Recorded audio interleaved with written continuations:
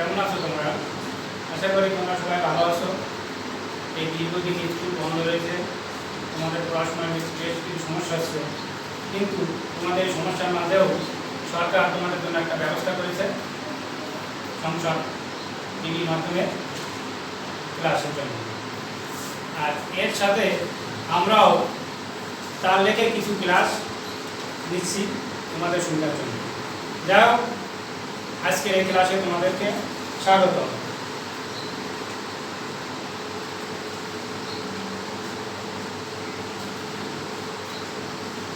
আজ আমরা উপস্থিত হয়েছি কোনো না কোনোভাবে ছেলেমেয়েদের যতটুকু পারি উপকার করার জন্য এই ক্লাসের মাধ্যমে। যাও, আমি আমার পরিচয়টা দিচ্ছি। আমি প্রশান্ত কুমার মণ্ডল, সিনিয়র শিক্ষক গণিত, পল্লীমঙ্গল দেবা মাধ্যমিক বিদ্যালয়, সোনাডাঙ্গা, খুলনা।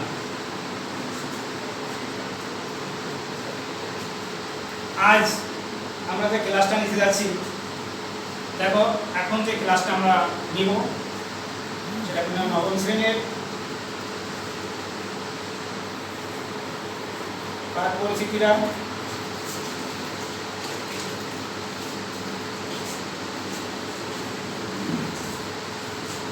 আজকে যে ক্লাসটা আমরা নিচ্ছি শ্রেণী নবম, বিষয় গণিত, অধ্যায় 17 পরিসংখ্যান। এই পরিসংখ্যান অধ্যায় থেকে আমরা আজ তোমাদের নিয়ে আলোচনা করব। তাহলে পাঠে যাওয়ার আগে আমাদের এই পরিসংখ্যান থেকে আমরা কি শিখতে পারি তাই নিয়ে একটু আলোচনা। দেখো, এই পাঠ শেষে তোমরা যা শিখতে পারবে,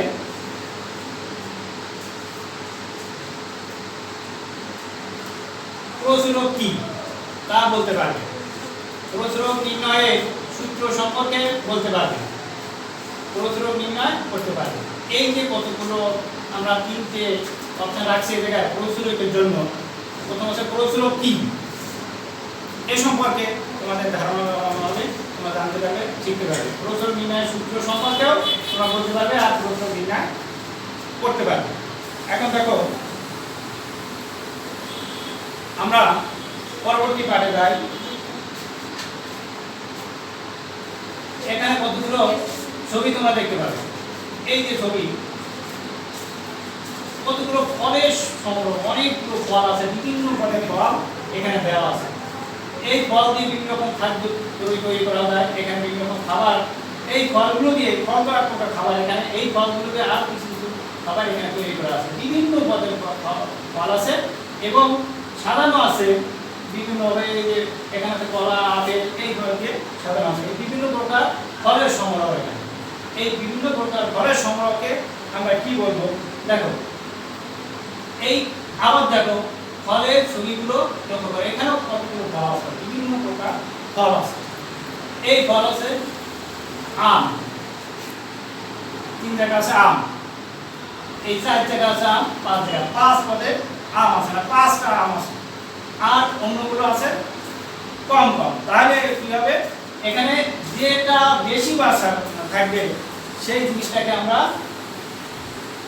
ছবিতে কোন ফলটি বেশি বার আসবে? আম।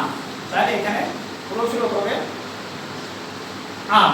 তাহলে বলা যায় কোনো কিছু বেশি সংখ্যক বার থাকাকে প্রচুরক বলে, কোনো কিছু বেশি সংখ্যক বার থাকাকে প্রচুরক বলে। তাহলে আমরা বুঝতে পারলাম যে এখানে প্রচুরক জিনিসটা কি। বেশি মানে একই জিনিস আছে, বিভিন্ন পদের জিনিসের মধ্যে একটা জিনিস বেশি আছে। বিভিন্ন পদের জিনিস বলতে এখানে বিভিন্ন প্রকার ফল চিহ্নিত করা আছে তোমাদের শেখানোর জন্য। এখানে আমরা অন্য কিছু দিয়েও এটা তোমাদের শিখতে পারতাম যে এখানে ফল দিয়ে শেখানো হয়েছে। তাহলে আমরা যেহেতু বেশিবার আছে, সবচেয়ে বেশিবার আছে, সেই জন্য এখানে প্রচুর হতে পারে আম। এখানে বলে কোনো কিছু বেশি সংখ্যক বার থাকাকে প্রচুর বলে। এখন আমরা দেখি তাহলে সামনে কি আসছে। এখন আমরা আজকে যা পড়াবো সেটা হচ্ছে প্রচুর। এই প্রচুর নিয়ে এখন আমরা আলোচনা করব। আজকের পাঠ প্রচুর। সুপ্রিয় ছাত্রছাত্রী, তোমরা এই পাঠ শেষে অনেক কিছু শিখতে পারবে, জানতে পারবে। তাহলে তোমাদেরকে এখন আমাদের যেটা আমরা পড়াবো প্রশ্ন, এই প্রশ্ন নিয়ে আলোচনা, যেহেতু তোমরা মনোযোগ সহকারে এই পাঠটা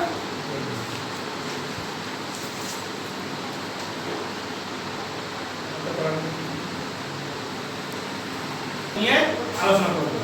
এখন আমরা সামনে যাই।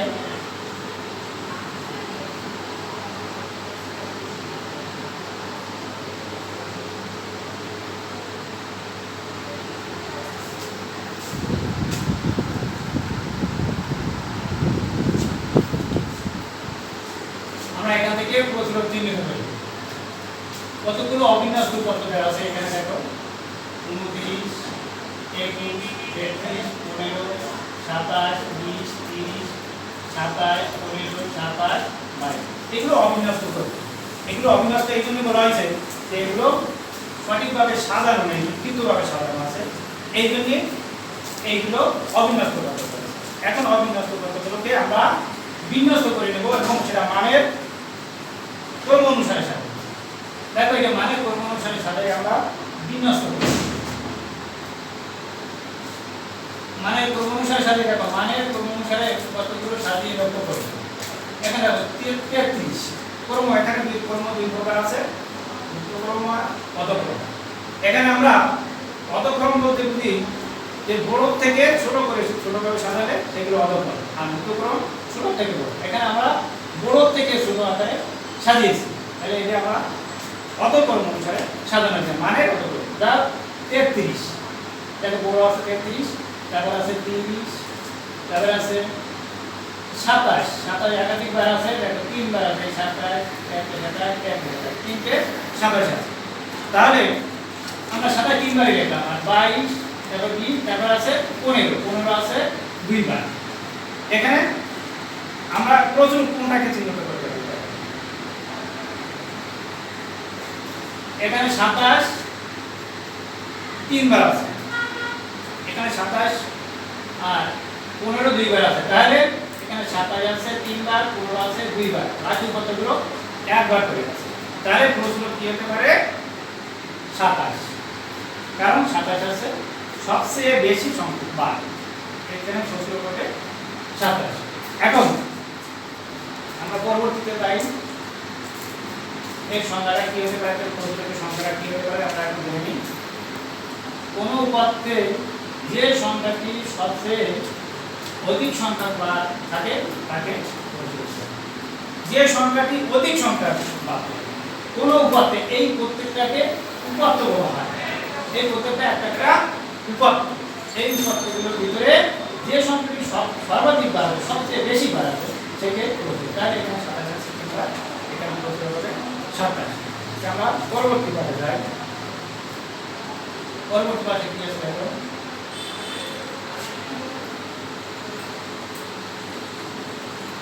বিন্যস্ত উপাত্তের প্রশ্ন নির্ণয়। বিন্যস্ত উপাত্তের প্রশ্ন নির্ণয় সূত্র, এগুলো তোমাদের নোটটা লিখে রাখবে। এখন আমি যে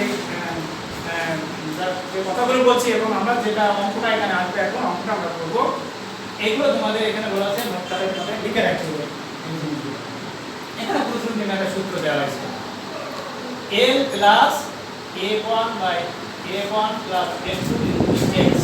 এর প্রত্যেকটাকে ডেফিনিশন আছে, প্রত্যেকটা বর্ণনা দেওয়া আছে, এলটা কি এটা কি, এগুলো তোমাদেরকে খাতায় লিখে নিতে হবে তোমাদের সুবিধার জন্য, অঙ্কের সুবিধার জন্য এগুলো তোমরা খাতায় নিয়ে লিখে নিতে।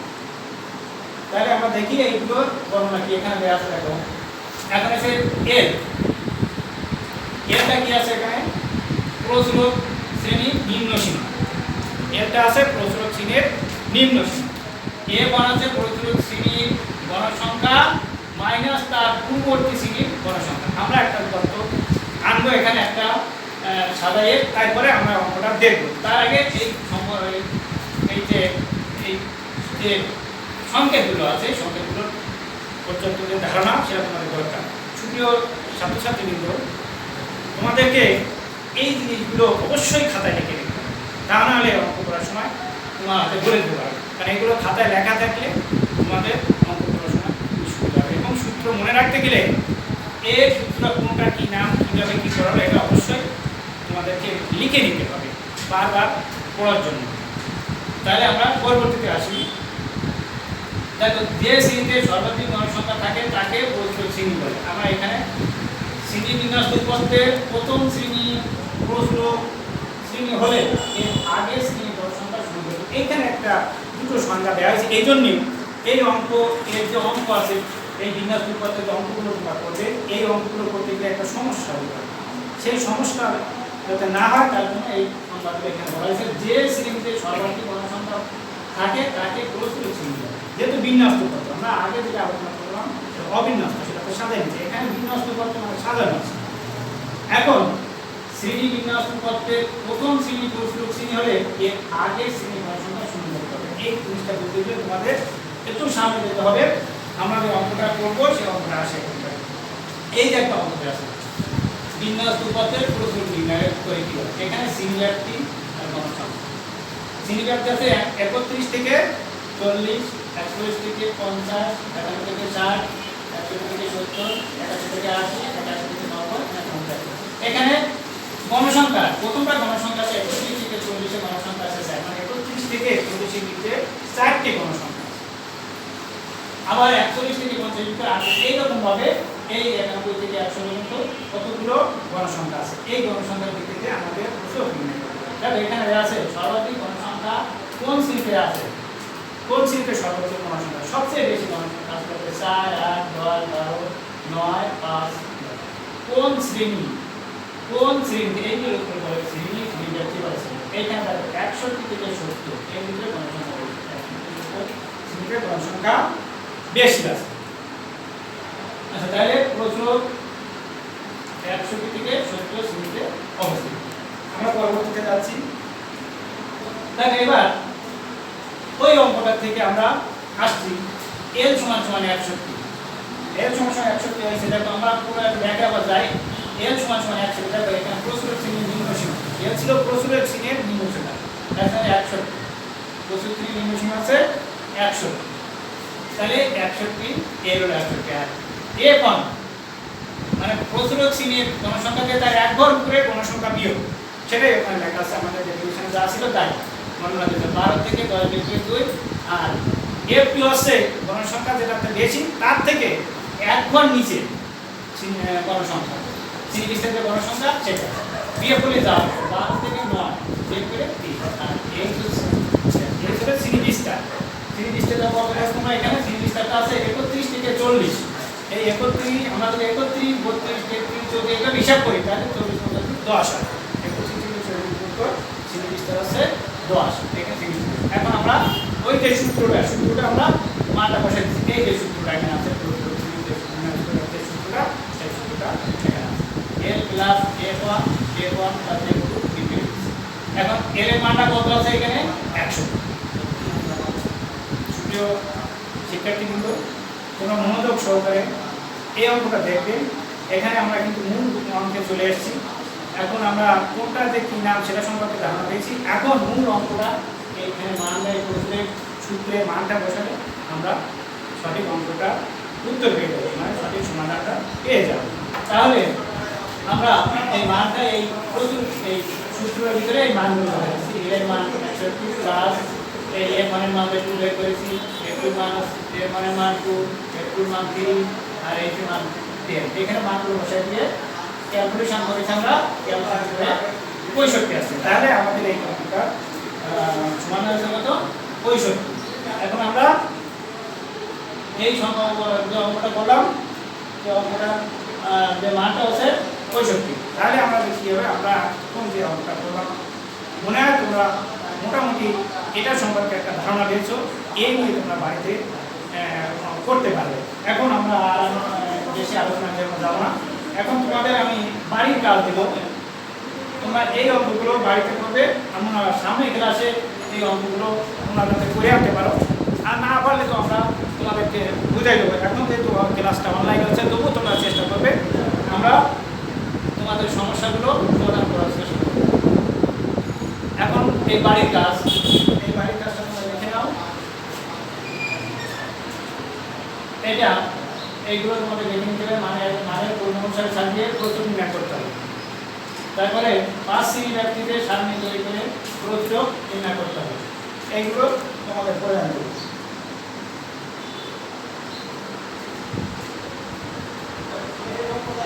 আমি আর বেশি কিছু বলতে চাই না। সুপ্রিয় শিক্ষার্থীবৃন্দ, তোমরা আশা করি ভালো থাকবে। এই মুহূর্তে আমাদের কত বড় একটা সমস্যার ভিতরে চলতে হচ্ছে, এত কিছু পড়া তোমাদেরকে আমরা চেষ্টা করছি যাতে তোমরা কিছু শিখতে পারো, এই ঘরে বসে কিছু না কিছু করতে পারো। যাই হোক, আমি চাই যে তোমরা সবাই ভালো থাকো, সুস্থ থাকো। আমরা পরবর্তী ক্লাসের জন্য প্রস্তুতি নেব। আমি আবারও তোমাদের সকলকে ধন্যবাদ জানিয়ে আমার ক্লাস এখানে শেষ করছি। ধন্যবাদ সকলকে।